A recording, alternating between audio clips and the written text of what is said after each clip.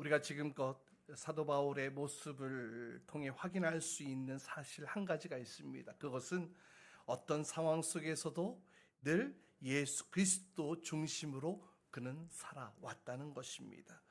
그리고 어떠한 상황 속에서도 예수 그리스도가 함께 계시기에 결코 두려워하지 않았던 사도 바울. 유대인에 쫓겨 다닐 때에도, 또 돌에 맞아 죽을 뻔했을 때에도, 또 권력자들에게 둘러싸여 있을 때에도, 군대에 체포되어 신문당할 때에도 사도 바울은 두려워하지 않았습니다. 감옥에서도 두려워하지 않았고 법정에서도 두려워하지 않았습니다. 사도 바울 어떤 상황, 또 어떤 형편, 어떤 처지에 상관없이 그 어떤 것도 사도 바울을 두렵게 할 수 있는 것이 하나도 없었습니다.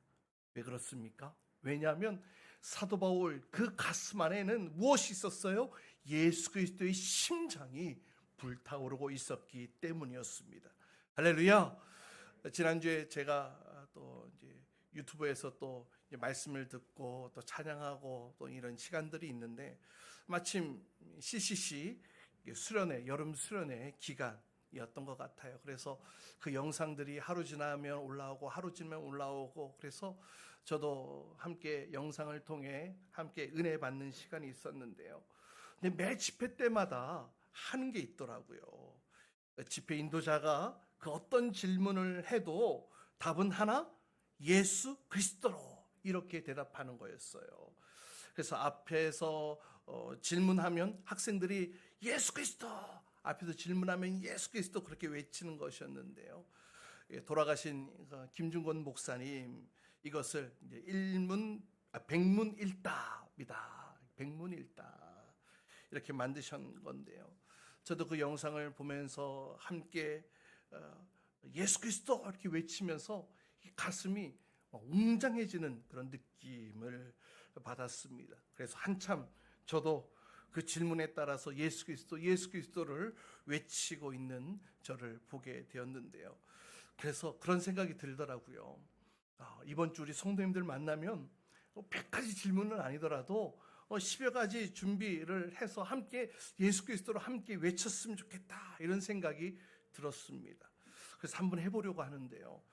제가 여러분들께 어떠한 질문을 드려도 여러분이 할 수 있는 대답은 한 가지밖에 없습니다. 뭐라고요?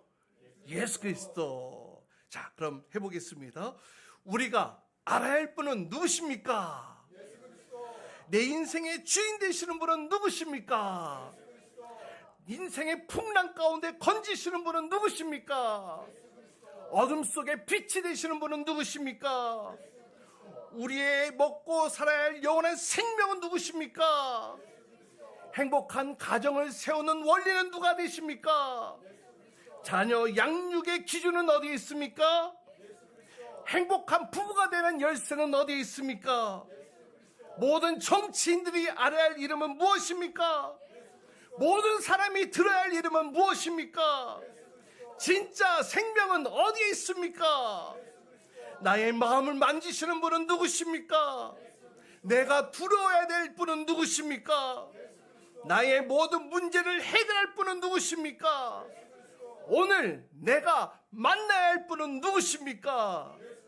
예수 그리스도. 할렐루야, 할렐루야. 예수 그리스도, 그 이름을 찬양합니다. 높여드립니다. 홀로 영광 존귀 받아 주옵소서. 할렐루야, 아멘.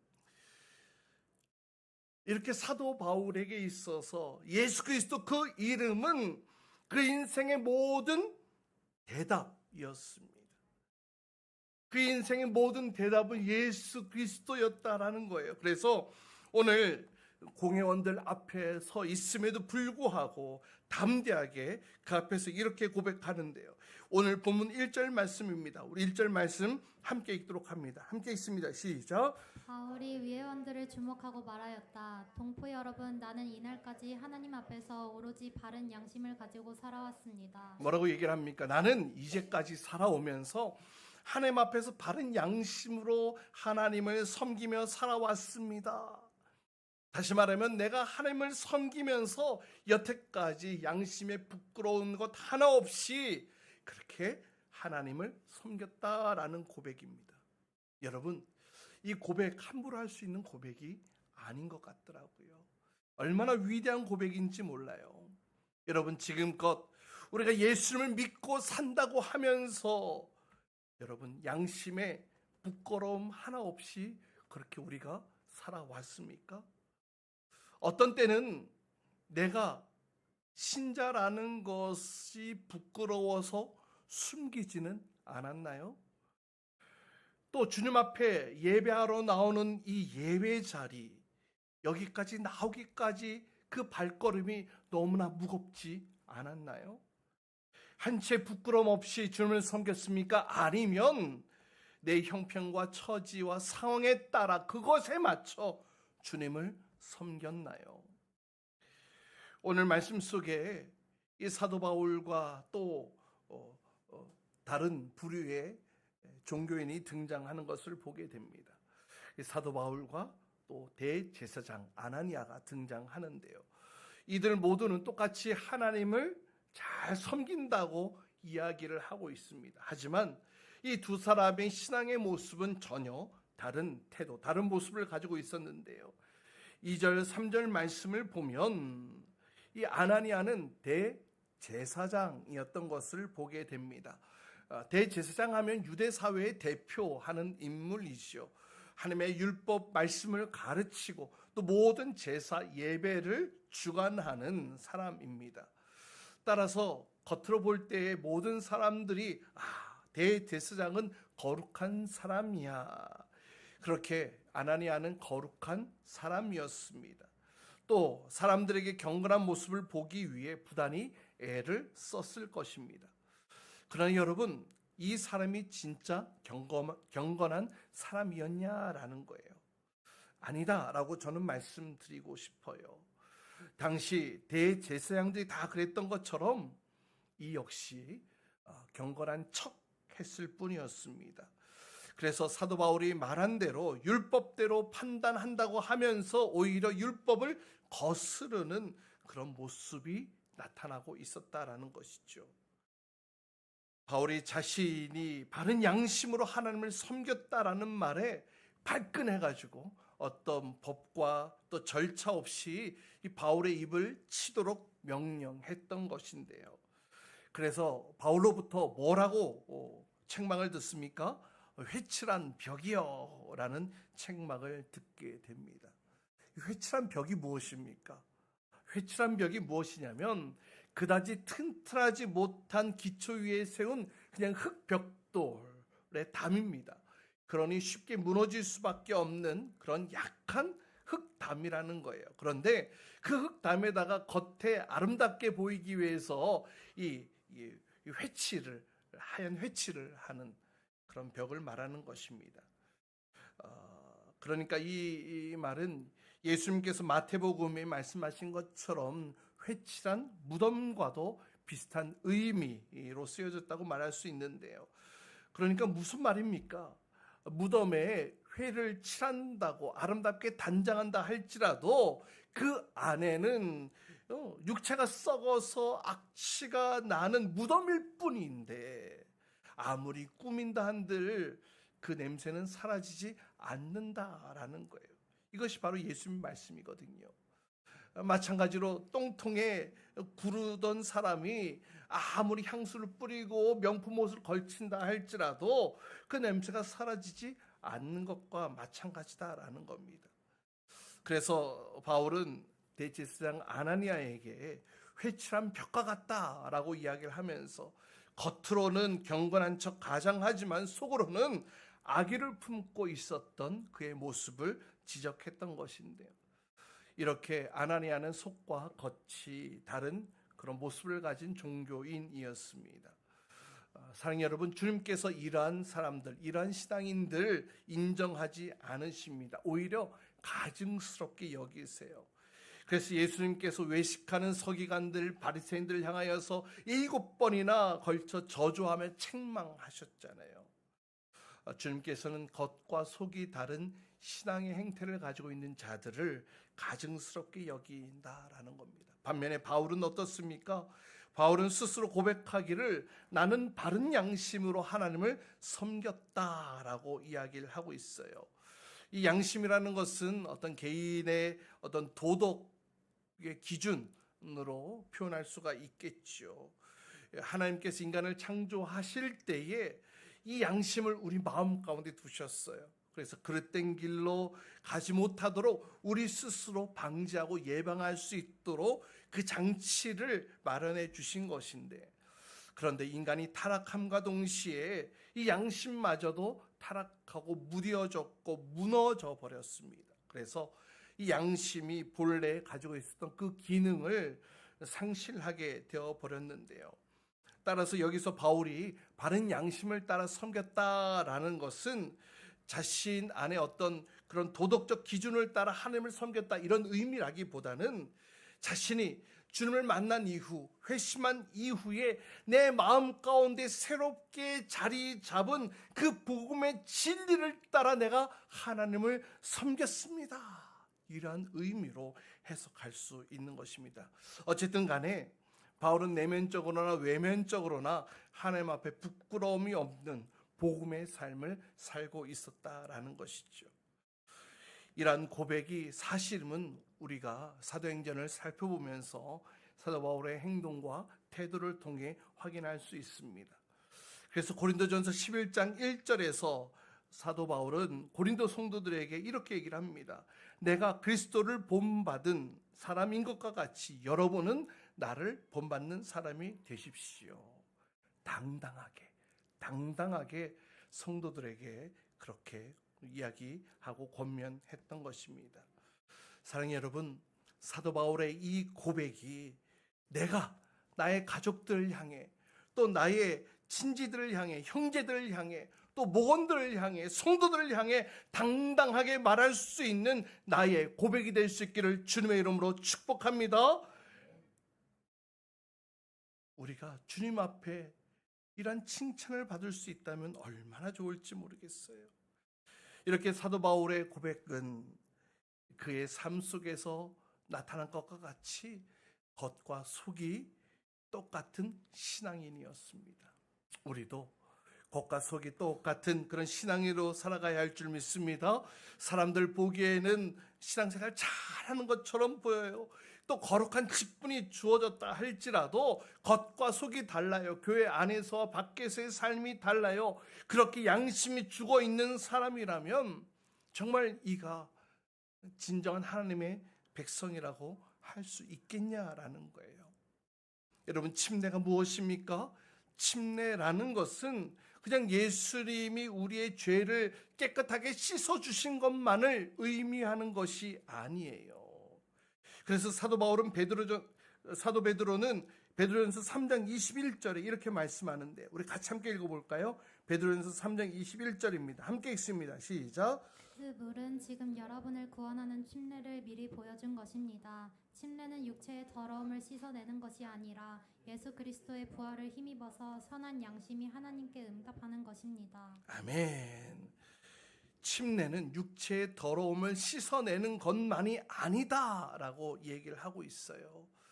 그래서 엄격한 의미에서 이 씻을 세를 사용하는 세례보다는 완전히 물속에 담겼다가 죽음을 상징하는 죽음에 담겼다가 다시 예수 그리스도와 함께 죽고 예수 그리스도와 함께 다시 살아나는 그것을 고백하는 침례가 더욱더 성경적 의미에 가깝다고 말씀드릴 수 있을 것 같아요.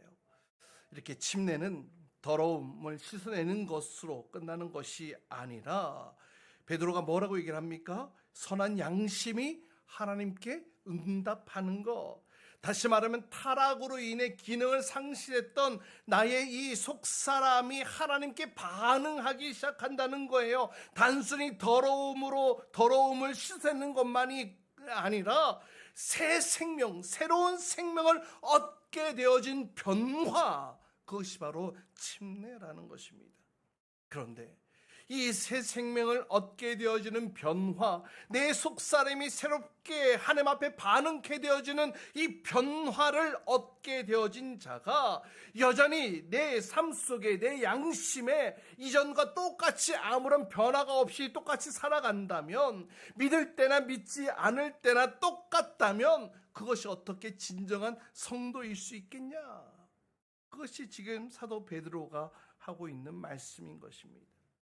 물론 10길 물속을 알아도 한 길 사람 속은 모른다라는 속담처럼 사람 속 알기 어렵습니다. 그러나 사랑이 여러분, 사람은 알 수 없어요. 다른 사람이 내 속을 들여다볼 수는 없을 것입니다. 그러나 오직 사람을 창조하신 우리 창조주 하나님은 우리의 겉으로 드러난 행동은 물론이고 우리의 마음과 생각과 태도, 우리의 모든 내면을 다 감찰하시는 분이신 줄 믿으시길 바랍니다. 그래서 잠언서 16장은 이렇게 얘기를 하고 있어요. 사람의 행위는 자기 눈에는 모두 깨끗하게 보이나 주님께서는 속마음을 꿰뚫어 보신다. 겉으로는 사람은 속일 수 있을지 몰라도 하나님은 속일 수 없다는 것. 따라서 우리는 따라봅시다. 코람데오. 코람데오. 무슨 뜻이냐면 하나님 앞에서라는 뜻이에요. 코람데오. 하나님 앞에서 이 자세로 살아가기를 힘쓰는 자들이 되어야 할 줄 믿습니다.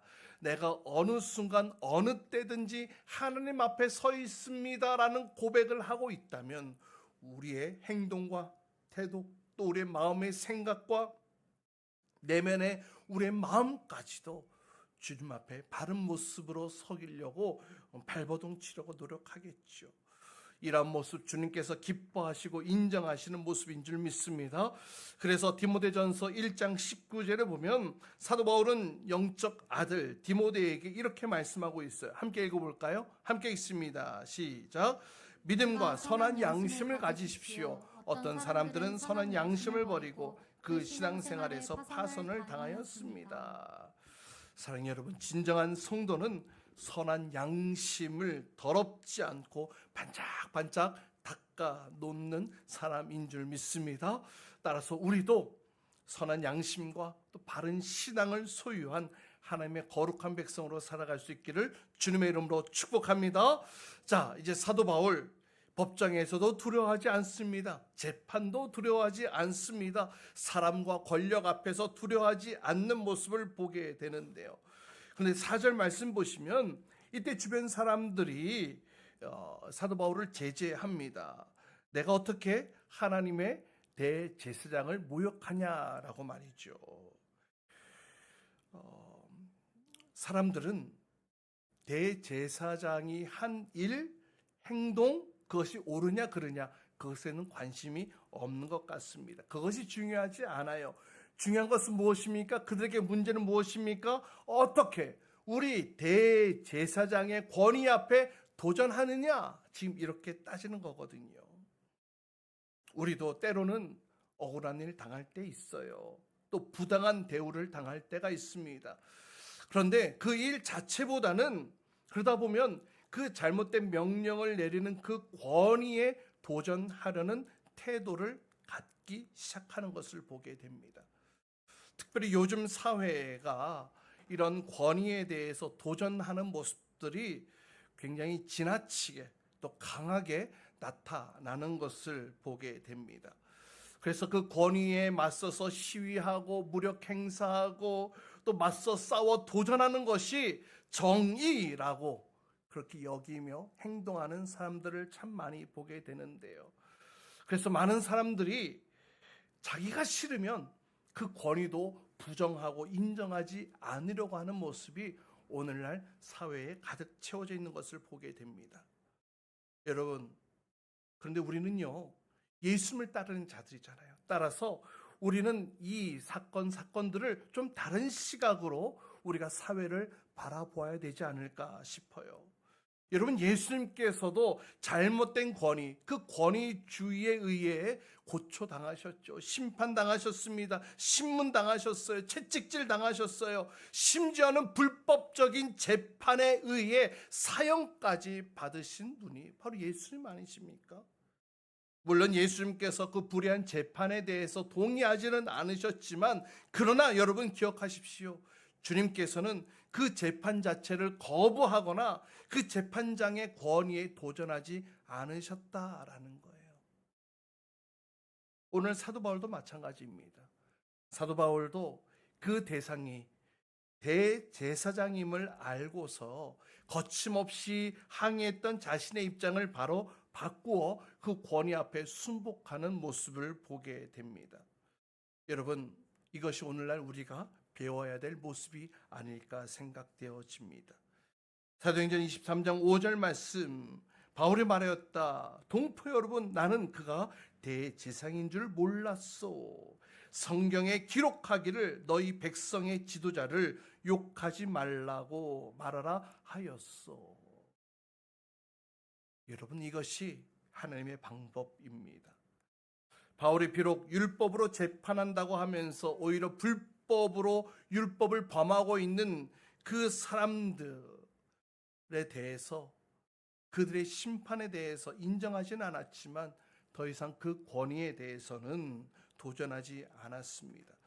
그리고 다른 말을 하죠. 어떻게 했느냐? 6절 말씀을 보세요. 사도 바울이 했던 것은 대신에 진리를 선포했다는 것입니다. 할렐루야. 진리를 선포했어요. 바울은 진리 편에 서서 나는 부활을 믿습니다 라는 진리의 메시지를 선포합니다. 그랬더니 7절 말씀, 어떤 일들이 일어납니까? 바울이 이렇게 말하니 바리새파 사람과 사두개파 사람 사이에 다툼이 생겨서 회중이 나뉘었다.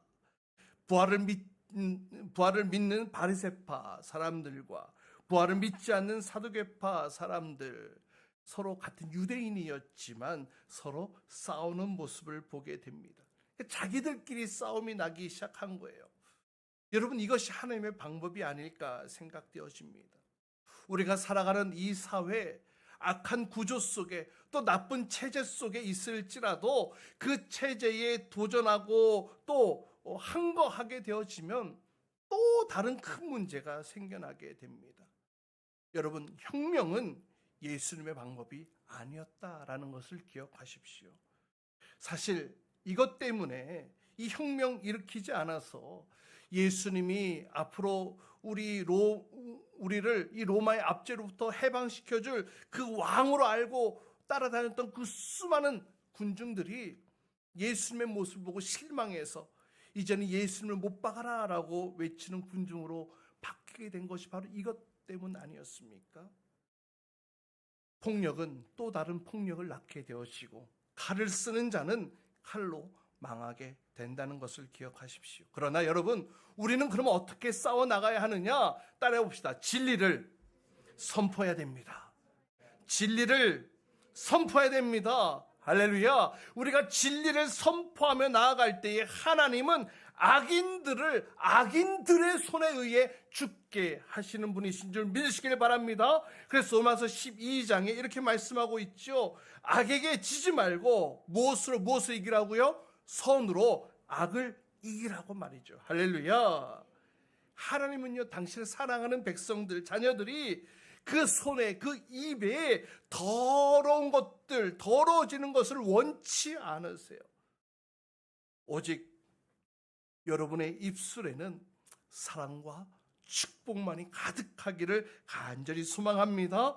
여러분, 우리가 살아가는 이 세상, 비록 어두움이 가득한 세상일지라도 우리의 입술 속에 하나님의 진리와 빛을 선포하며 나가게 된다면, 여러분, 때가 되었을 때에 모든 거짓들은 거짓으로 드러나게 되고 모든 악은 악으로 드러나게 되어지며, 그러므로 악이 악과 싸워서 스스로 무너지게 될 날이 올 것임을 믿으시기 바랍니다.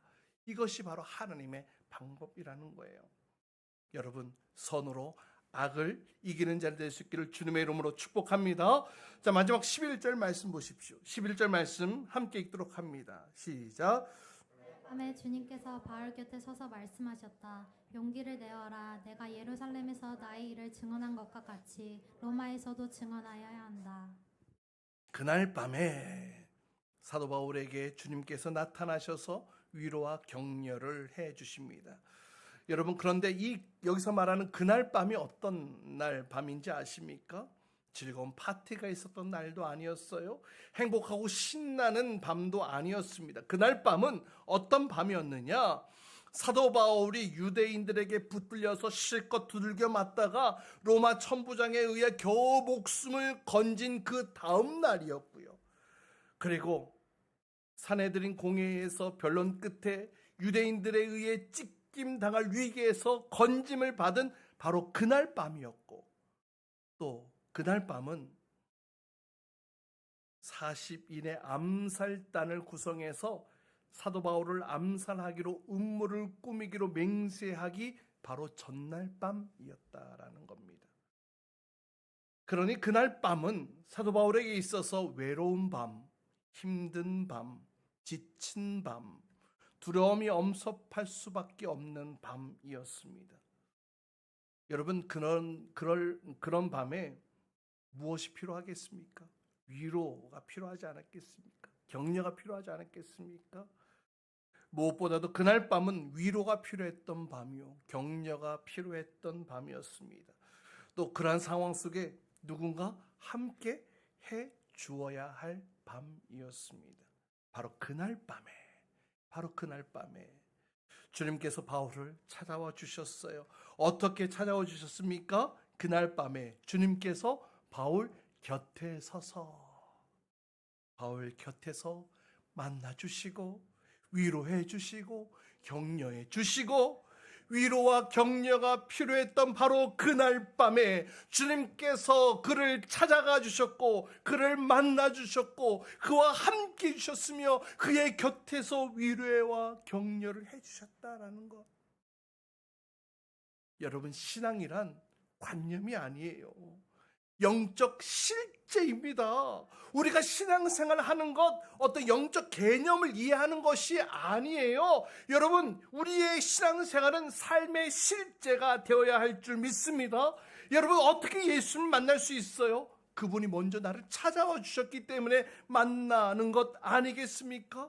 하나님이 나를 먼저 사랑해 주셨기에 내가 그 주님을 만날 수 있게 된 거예요.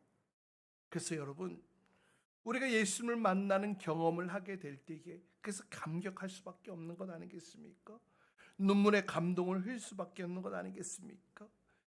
이렇게 주님께서는 그날 밤 실체가 되어 주셔서 사도 바울 곁에 서서 그를 위로해 주셨던 것을 보게 됩니다.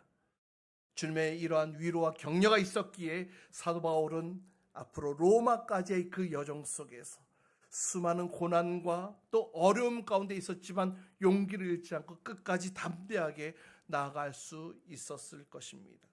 사랑하는 여러분, 이렇게 주님은 우리의 인생의 고난의 밤, 우리 인생의 위기의 밤에 우리를 찾아와 주셔서 우리 곁에서 위로하시고 격려하시고 함께 하시는 분이신 줄 믿으시길 바랍니다. 할렐루야. 누구나 살아가면서 그 인생길이 다 밝고 빛나고 행복하고 좋은 일들만 펼쳐지는 날들만 있는 것이 아닐 것입니다. 바울과 같은 고난의 밤, 또 위기의 밤을 맞이할 때가 있을 것입니다. 그것이 인생이지요. 따라서 누구나 그 고난의 밤이 올 수 있을 텐데요. 비단 복음의 결과로만 오는 것은 아닙니다. 이 고난의 밤은 다양한 모습으로 우리 곁을 찾아오는데요. 이별을 통해서, 또 사별을 통해서, 또 건강의 문제로, 또 사업의 실패로, 또 직장의 문제로, 또 부모와 자녀의 문제 등으로 고난의 밤을 겪을 수 있습니다.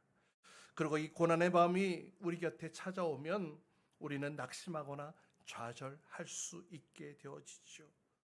혹시 이 가운데 그런 밤을 맞고 계신 분이 있는지 모르겠어요. 그렇다면 여러분, 이 한 가지 기억하셨으면 좋겠어요.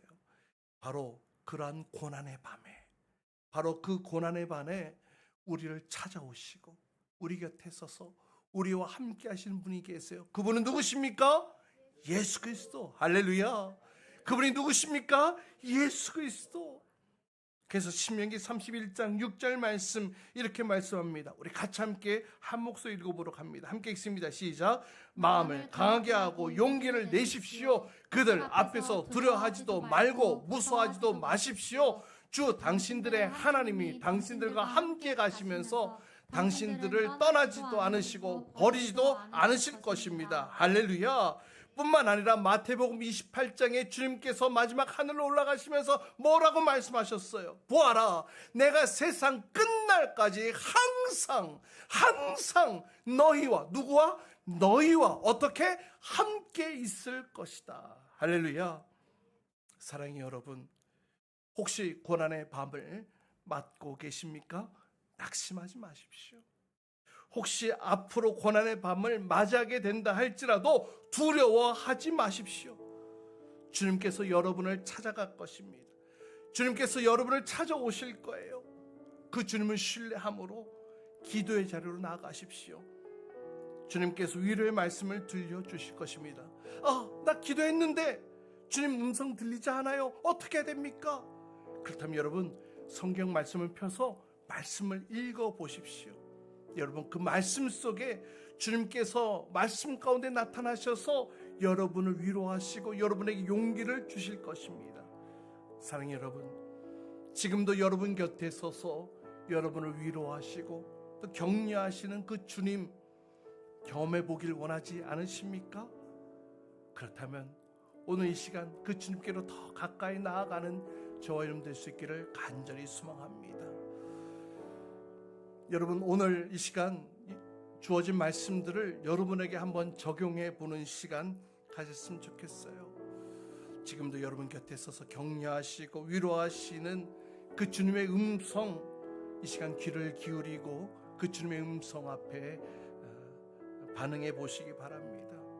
이 시간 조용히 두 눈을 감고 여러분에게 말씀하시는 주님의 음성, 그 음성에 집중해 보시기 바랍니다. 지금 여러분에게 주님께서 뭐라고 말씀하시는지, 여러분의 상황과 처지와 형편 여건을 다 아시는 주님께서 시간 주님께서 뭐라고 여러분에게 말씀하시는지 시간 그 주님의 음성 앞에 귀를 기울여 집중해 보기를 원합니다.